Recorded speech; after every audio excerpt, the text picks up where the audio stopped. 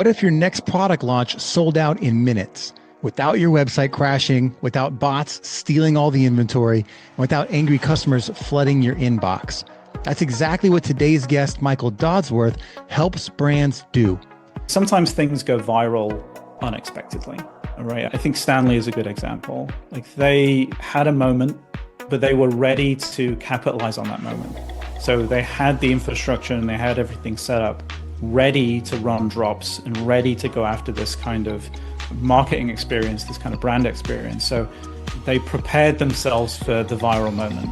And when it came, they really just threw everything in on it. If you have a viral moment and everything is just in disarray, you can't fully exploit that moment. So that's also an important learning lesson from the people who get it right. He's the founder and CEO of Fanfare, the platform behind some of the biggest, smoothest, most hyped product drops in e-commerce. Michael's been in the trenches for years, building systems for massive live events, selling companies to giants like Salesforce and Ticketmaster, and now is bringing some of that same reliability to e-commerce brands of all sizes. And we get to talk to him today.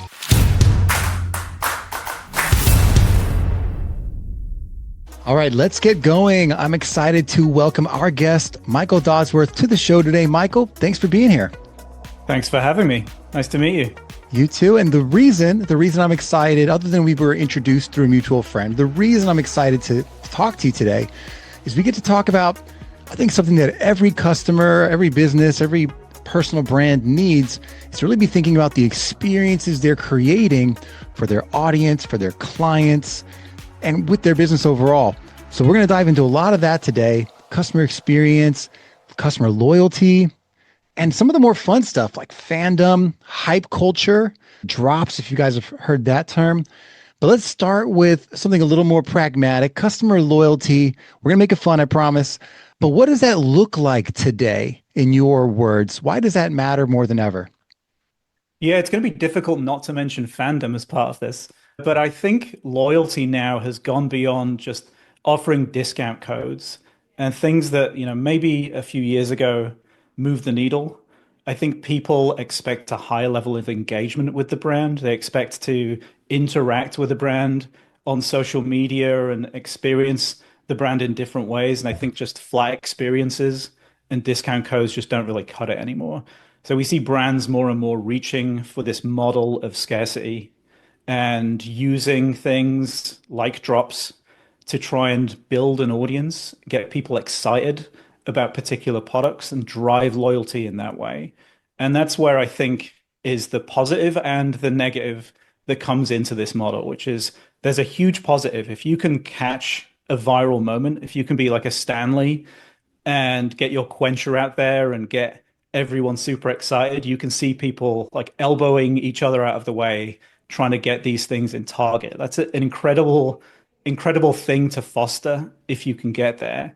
But on the flip side of it, you create this anticipation. And if you fail in those moments, and we see brands do this time and time again, and it's a sad thing to see, when you fail in that moment, you've created more frustration than you would normally. You've built up this idea. You have the Switch 2 going on sale if you're Best Buy. If you fall down at midnight, people are going to be very upset with you.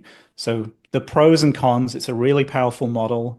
Streetwear, footwear have kind of pioneered this model, but you see luxury and collectibles and all of those different categories picking it up. And if you can get there, it's very powerful. What are things that people get wrong? What are things that you've seen that were maybe a little embarrassing that could have been done better? Yeah, I think people pour a lot into some of these products. Maybe they've been working for months, maybe years on something, and then that final hurdle is where things fall over. And it usually falls over because you're having to grab a bunch of things from different places and trying to stick them together to create an experience.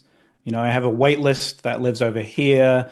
My experience, I'm going to add a Google form on here to try and capture people's info. Like, there's all kinds of ways that people stick these things together. And then when you just put it under pressure, where you have hundreds of thousands of people showing up sometimes, then these things fall apart. And when they fall apart in spectacular, interesting ways. They usually leave people feeling like, did I get the thing? Did my order go through? and the clawbacks that happen afterwards. It's a painful experience. And for the people who are successful, you often see bots and bad actors adding to the pain. So, you get to some level of success, people really want this stuff. Now they'll find ways of trying to circumvent whatever guards you have in place to get those things. And now you have like a 2x, 3x problem on your site. So we definitely see people just trying desperately to try and find things to bring an experience together, and then those things just disintegrating under pressure. So I remember there was a brand that I worked on. I won't say the brand's name. They bought a Super Bowl commercial. It wasn't national. It was like a bunch of local market Super Bowl ads, but they're not inexpensive to run. And you go through all this trouble to create this thing where you then have people text in to get this free product. And the the call to action never mentioned where to go, like where to go to do the thing. Uh-huh. Whether it was text or send an email or go to the website, I forget what the thing was, but they never mentioned where to go. And you're like, oh my gosh, like between all the people involved, there's so many things you could miss. But that's just the marketing side. I've definitely been on the customer side where the website times out, the queue like says I'm in the thing and then it kicks me out, whatever the thing is. What are some that you've seen? Like in real, if you don't mind calling out a Yeah, brand or two. we can talk about things like the Taylor Swift example is a really good one of when 3 million, 4 million people show up and your ticketing site just falls over in that moment. I think one of the most painful ones I saw, there was an artist who was doing a collaboration with Nike, and that's obviously an incredible moment, right? You've built up an audience, like you've built up a name for yourself, and now you have a collaboration with one of the biggest brands out there, and highly hyped. People were very excited for it. And then this first drop that they did, exactly what I said happened. Things just disintegrated. Bots came in, tried to scoop up the inventory, and the end result, people felt like it was a bait and switch, like customers were frustrated. And the artist herself said, I'm never doing this again. Like this was horrific. Like our staff are trying desperately to make things right with all of the people that showed up, but this is painful because of the bots and everything that happened. So just, having spent like this was your moment, right? This was something that you've been excited for such a long time. And just that last step caused everything to fall apart. So I think that's a really painful one that I saw. But back to your point about the marketing aspect of this and like all of the bits and pieces that have to fit together to make a successful launch. Like we started this journey thinking about just that on sale experience. And the more we spoke to brands, the more we realized this is not just about the revenue you get from selling these things. It's about the marketing. It's about the audience building, the brand building that's happening around these things. So we've been adding stuff that happens upstream to Fanfare too. So you can orchestrate all of this stuff ahead of time and make sure everything is fine. So make sure your announcements are going out at the right time to the right people and on the right platforms and looks consistent with the rest of the things that you're putting in place downstream. So all of that you can line up ahead of time and then just hit play, and we will deal with all of that for you. So I definitely want to get into this because the company is so interesting. Fanfare, it's fanfare.io if you guys want to check it out online. Let's talk about the idea that brought this into existence, what made this happen, and what do they actually help people with? Yeah, so the origin stories for me was as a customer. It was kind of death by a thousand cuts with these things. Like I'm an aspiring sneakerhead. I have my wall of shame in my wardrobe. And every time I went to one of these things, it just felt like pain. It felt like I was paying a tax to try and go through a process to get the things that I cared about. And the company before Fanfare was actually a company called Rival. This was a live events ticketing company. We were very on the nose with the name. We were going after the likes of Ticketmaster. And we were looking at things like the Taylor Swift on sales of the world, the largest events that you can build, and realizing there was all kinds of issues around the consumer experience. Everyone's been through a painful experience trying to buy tickets for something. Like we all end up just staring at a spinner for 5 hours with multiple tabs open, our friends on a call somewhere, all doing exactly the same things. And it really shouldn't be that way, right? I should be able to pick my time, date, price point, and then it should just drop me into an experience. Like, why is it still this way? But also seeing it from the other side as a vendor, which is if 4 million people show up, all of them at 9 a.m. on a Monday morning, all of them with multiple tabs open, all hitting refresh all at once, what does that look like from a vendor's perspective? It looks like a DDoS attack. It looks bad. And even someone as well resourced as a Ticketmaster, as a Best Buy, can't get their arms around these problems. And like, what chance have you got as a small up and coming brand to be able to deal with these things if like a Ticketmaster just collapses under the weight? So it was really just seeing both sides of this. And as a frustrated customer, first and foremost, like this doesn't have to be this way. Like it really doesn't. And that covers like online and in real life. Like for the things that people care about, they shouldn't feel like it's always going to be a painful process to get them. Yeah, obviously that the way that we experience a brand could totally change it takes one moment to totally change that customer going from I love this to I hate this and I'll never do this again. What do loyalty programs look like today to you? And what could be different? Yeah, I mean, I think the intent with a loyalty program is you want people to feel special, right? You want to make them feel like their loyalty is being rewarded in some way. And like I say, discount codes, it never moves the needle for me as a customer. It just feels flat. It feels like, you have to break pricing discipline is also an aspect of this that is a problem. Like people will just wait until that discount code is available and just won't purchase at full price ever because they know something is coming down the line. So I think those kind of things don't make people feel special. And at the worst end of this, sometimes it can make people feel like they're having to jump through artificial hoops to get into a program to get something that they want. So this another, I keep going back to Taylor Swift. She wanted to make sure loyal fans got access to her tickets. So the way that the pre-sale worked is if you could go and buy multiple instances of her album, you would get access to that. To a lot of fans, that felt like you're just squeezing them for more money now. You're having to get 13 copies of the same album just to get into a pre-sale. Like that's not a good experience too. So I think that the key point is you really want people to feel special. Like the brand should reward their time and effort with the brand to make them feel that way. And I think that comes from things like exclusivity, like allowing people early access or exclusive access to something that only that group gets access to. Like that I think allows you to keep pricing discipline and make people feel special. So I think that's a really good model for people to go after rather than the discounts, the flash sales and things like that. Like to really get fandom around a particular thing, you really need to think about ways that you can make people feel that exclusivity, that scarcity, and that drive to go and get your product. Yeah, and I'll ask you this because I want to tell the audience if they're trying to figure out how to do this for themselves, there is a 5-step hype drop playbook on Fanfare's website. Check it out, fanfare.io/playbook. If you want to figure out how to do something like this for yourself, it starts to outline it there.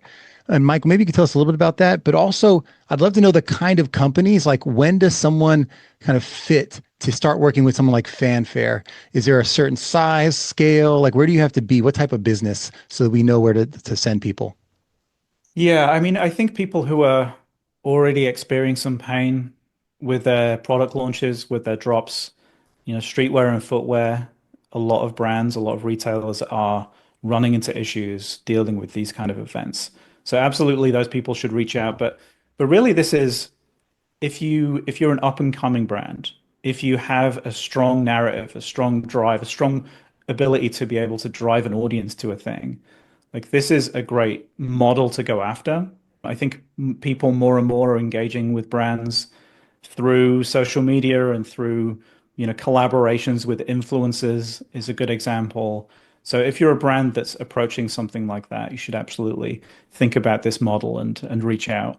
But I also think it's a really like in this moment, with tariffs and everything that's happening, the disruptions in the supply chain, I think having more detailed information about how much demand you have for a product so that you can gauge like how many of these things should I buy, and actually using scarcity as a mechanism to drive sales rather than just an issue with you just stocking out because you've got all kinds of disruptions happening upstream. So I think, people who have like deliberately gone after scarcity and maybe created like a Kickstarter campaign around a particular product, like it's a great way of like mitigating risk, not having a bunch of stuff just sat in your warehouse, just taking up space and costing you money. Like it's a good way of avoiding those issues too.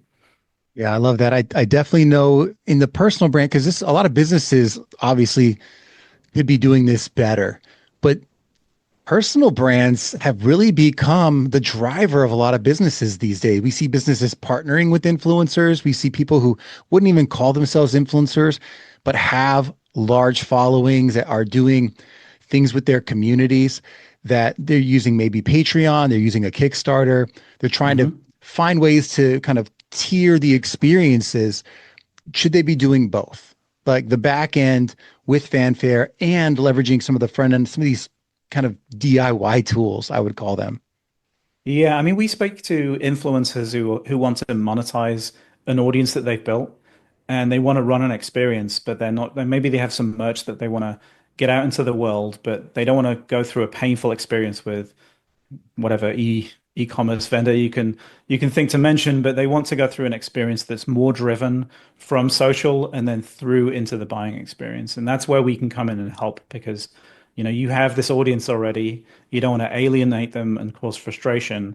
So they should come in and use something like Fanfare just to make that a smooth experience. So absolutely, I think influencers and celebrities are great examples of people who've used this model incredibly well. I think you think about any Kardashian-led brand, Skims, like exclusively dropping certain products and using celebrity to drive that audience is a really potent combination. So that's something I'm seeing more and more for sure. Well, let's talk about that idea of scarcity. Because for me, there's kind of there's things we don't talk about, which is when is it appropriate to use scarcity? Because without demand, so there's a lot of people who are going to be like, well, sure, I got five of this thing, or I've got, 100 of this thing. But do you even have 100 customers? Like what, like when does this scarcity thing make sense? When do you start thinking about it as a marketing tool versus a Hmm. inventory management tool? Like, how do you think about scarcity? Yeah, I think this is something that is covered in that playbook is being very deliberate about why you're doing this and who you're targeting. Like sometimes it can be you're going after a different demographic and you have some halo product that you want to put out into the world. Maybe it's a little quirky, maybe it has some interesting like foibles attached to it that's going to cause a little intrigue and drive people in through that product, and then they'll spend time in your catalog just browsing the products. Like you've created intrigue around the brand. Now people are just interested in the brand and they will go on to purchase other things from that brand. So there was a really good example from Dr. Squatch, which is a soap brand here in LA, who did a collaboration with Sydney Sweeney a little while ago, and they had a bathwater infused soap that they were putting out there, which is bizarre, right? That's so like, what is this? Why are they doing this? But their servers melted when they went on sale, they fell over, and they started selling for £2,000 on eBay eventually. And it creates intrigue for that brand. Like almost certainly people just were interested in Dr. Squatch from then on and came in and bought other products or just were on the lookout for other things that they were putting out into the world.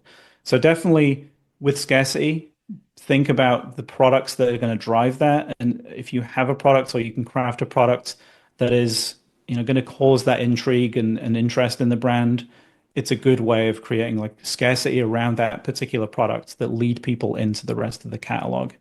I think the separation for me is there's things that people need and then things that people want. And I don't want to see, I don't want to see.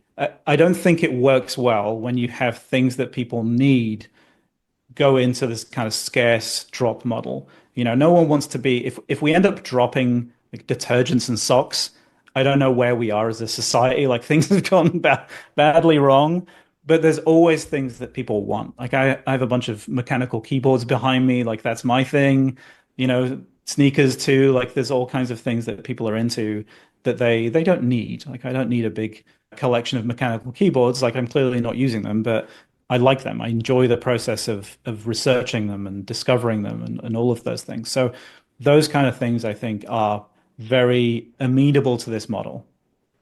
And I could see that. I mean, it reminds me of, like when car manufacturers have the like top of the line, or they have like a race car version of it. And why Right. would they do that? No one's buying the race cars. Well, they're looking for this premium status that then raises the bar of the rest of their products. Absolutely. Yeah. I think about like Birkin bags is a good example too. Like you can't just walk into a store and buy one. You need to add yourself to a wait list for 4 or 5 years. And that creates some mystique around the entire brand, right? It just elevates everything, not just that product. So it's a really good way of doing that. But yeah, you need to be thoughtful about exactly which products and when and how often.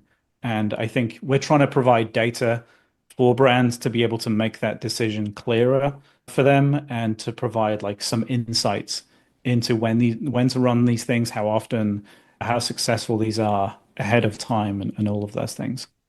Yeah. How do you think about the relationship between building these drops and leveraging influencers and attention in that way? Yeah. I mean, I think it's about reaching an audience and, influencers are incredibly talented at building an audience and creating intrigue around things. So I think that's where we've seen success there. You can look to Nike as a great example. Like Travis Scott dunks, whenever they go on sale, are almost impossible to get hold of. Like those kind of collaborations are incredibly powerful.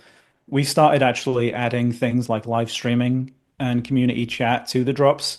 So you could invite your influencer in to do a how-to if it's a cosmetics product to demonstrate the product in front of the people who are, people who are potential VIPs for that brand. So ways that you can try and engage the influencer in the actual process itself, I think is really interesting. But yeah, it's a really powerful, like there's a coffee shop which is in the Century City Mall just around the corner from me that always has a line. It's like 6 o'clock in the evening and there's a line of 200 people out there waiting for their lattes. Like that's not because of the coffee, that's because of the affiliation with an influencer or with a celebrity. So those kind of things are really, I think more and more you see these things, and if you can get it right, I think it's a really powerful model to go after. So, would you ever, as a sneakerhead, as someone who's collecting shoes, did you see the Nike Delta I dunk? did. Uh-huh. And I saw the ad or the news article that was like, yeah, now Delta is going to have its logo on Nikes, and I was just like, this doesn't make sense for me as a consumer. Like, Yeah. why would I, except ironically, like what teenager wants that or whatever? But maybe it's the mistake that you want to buy because as a collector, because it's like, well, that was weird. Yeah, I think weird is also like it's a good way of breaking through.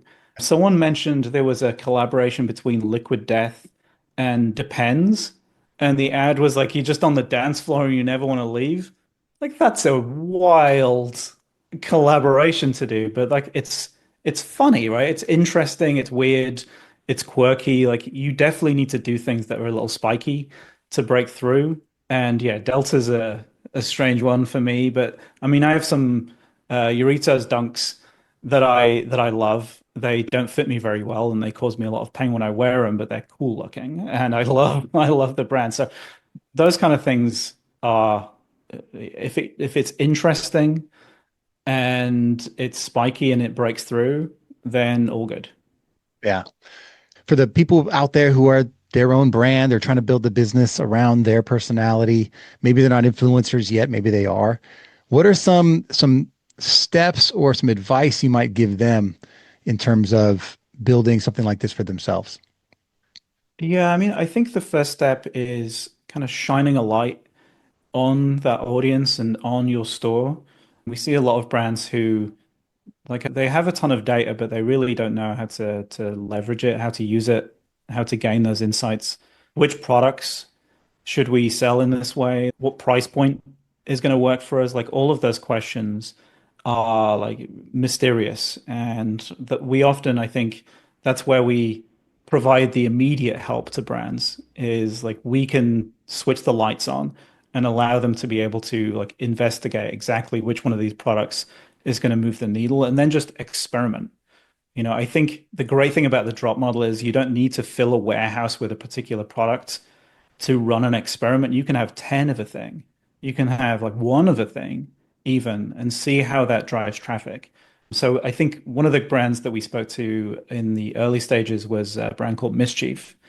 And they, at that time, that I remember them talking about some sandal that they put out into the world, and they only put 10 out initially, and they just blew the doors off. Like there was so much demand for them, and completely beyond expectations. They just kept producing and producing and producing, and the demand never really ceased. They just kept going and going and going.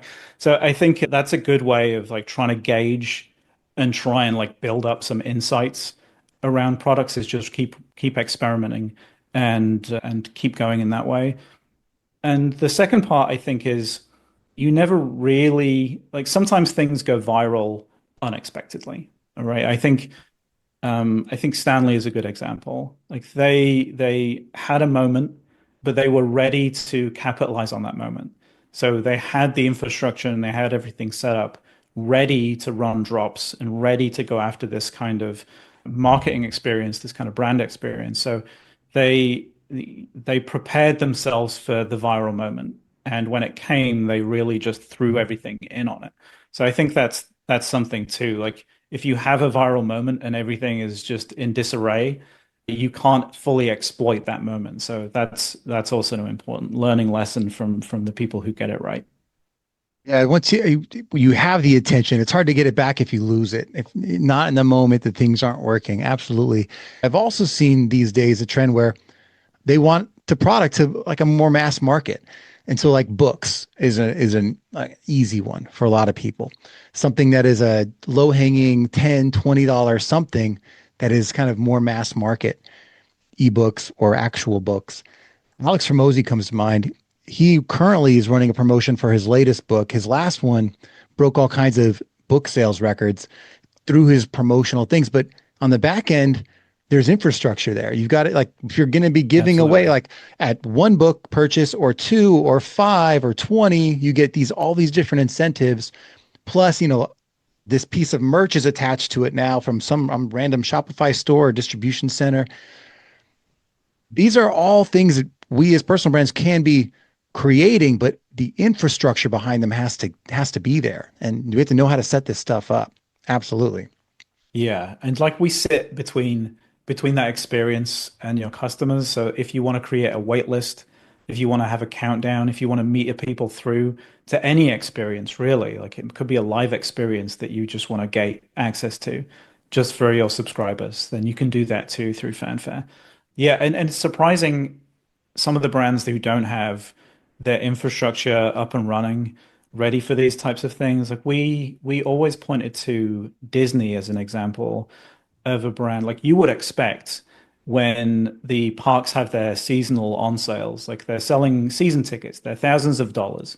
You would expect Disney to have this process kind of nailed down, and they don't. You go to a page, it has a spinner. Above the spinner, it says like this could take longer than 24 hours. Don't leave your desk, basically. Like maybe there's a depends collaboration there too. But I think those kind of experiences, like these are Disney fanatics. There's nothing else that you want to offer to these people in that moment. There's no other collaborations. There's nothing. Like these are like top to toe Disney merch, and there's nothing exclusive for these people to be able to like demonstrate their fandom with the brand. Like that seems like a huge miss to me. Yeah, I feel like the technology is there. And obviously you've built it bespoke to this exact thing, but I feel like the companies aren't implementing, they're not keeping up with the implementation of the technology, adopting the technology as fast as they could. Yeah, and the thing is, it's a really hard problem to solve. I think one of the values at Rival was respect the problem, solve it simply. Like it's like all those people showing up and creating an incentive to for you to work around the system makes it hard. And like I say, the well-resourced brands, the Nikes, the Best Buys, the Ticketmasters still haven't solved for this problem. And it's a really difficult thing to stay focused on as you grow and as you add features. So we've always from the beginning of Fanfare known that we're going after these moments where we have these surges. We need to make sure that we deal with those primary use cases regardless of what else we build on top of this. So like building something that could scale to meet those requirements was always number one on our list, and we've built everything from the ground up to be able to deal with these kind of events. Yeah, that makes sense. I mean, it's like the amount of surge you would get. I mean, I imagine things are built to be like, well, no, your everyday average is 20 people visiting your website, but today you had a million. Like, we weren't expecting that. We allocated resources based on your normal, and then you went abnormal. We weren't ready. Yeah, even when it's anticipated, like you know that there's a Taylor Swift pre-sale happening, you would expect that you would be scaled up to be ready for that. But these products are, I kind of liken it to the first car I ever had, which is this kind of terrible Ford Fiesta, this white Ford Fiesta that I had that used to whistle when it went above 70 miles an hour. It's like throwing that into a race and expecting it to go 200 miles an hour. Like it's just not built for it. And it's going to just fall apart in ways that I never expected. Like just once you put it under pressure, the wheels are going to fall off and like all kinds of things are going to happen.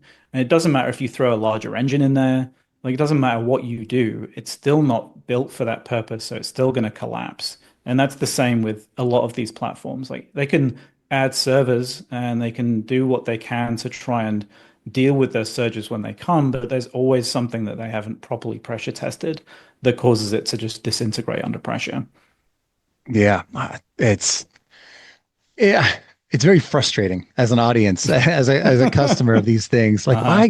I just everything else in my like. There's something a quote from a movie. It's like everything else in my life works. Why not this? Right? Yeah, I've actually had people reach out to me and ask, like, are you sure this is not a feature of the process, them falling down? Because it creates the feeling of more scarcity. So maybe they're doing this on purpose. It's like, no, Best Buy is not falling over on purpose. There is a fire happening on the other side of the fence, and they're losing customers to other people by doing this. So it's an infuriating thing for me. I'm kind of reinforcing a stereotype, an English guy been obsessed with queuing, but I mean, that's where we're at. But it really should be a solved problem. It really should be that these things are slick, that people feel engaged through the process and not frustrated whenever they go into an onset like this. That should be in your LinkedIn profile. Fanfare CEO and founder slash obsessed with queuing. Obsessed with queuing and fish Yeah, and chips. I'm just a yeah. walking reinforcement of a stereotype. Oh, I love it. On brand. It's on brand. It works. Absolutely. What are you excited about? What's going on? What's the future look like for you, whether it's the industry or the business in general? What are you excited about?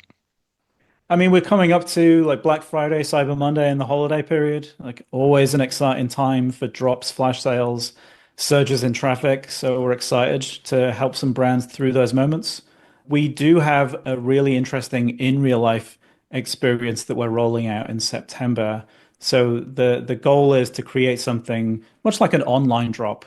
You can show up at a store and see those like lines around the block. That's also a painful experience. Like these are fans of your brand that are camping out overnight because they're such loyal fans. Like there should be a better way of reaching people in real life and online. So we have an interesting experience coming up in September. Yeah. And that, if people are interested, they can find that where? We're going to be in Paris. So this is going to be the NRF conference. If you are planning on attending, then let me know. I would love to chat you up about all things drop related. We're also going to be doing the same thing, NRF in New York. So if you're in New York, please swing by. Got it. That's the National Retail Federation Conference if you're Googling it. And you can reach out to Michael Dodsworth. His LinkedIn connection will be in the show notes so you can find him easily, or just type in Michael Dodsworth. There's not a lot of them.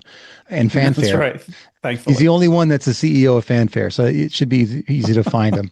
But that's exciting. And I'll ask, are you able to say, do you know what the drops are going to include or like what types of things? Yeah, I think in Paris it's mostly focused on luxury.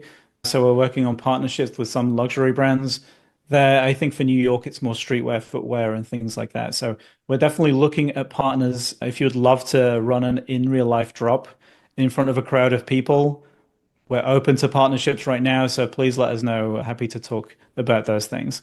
Got it. So if you're going to be at NRF in Paris, September 15th of 2025, depending on when you listen to this, or January 11th of 2026, I believe is when the NYC NRF conference is, but you could Google those too. That's exciting. It's cool to see you guys living what you guys help with and like being a part of that, creating your own experiences. I love it.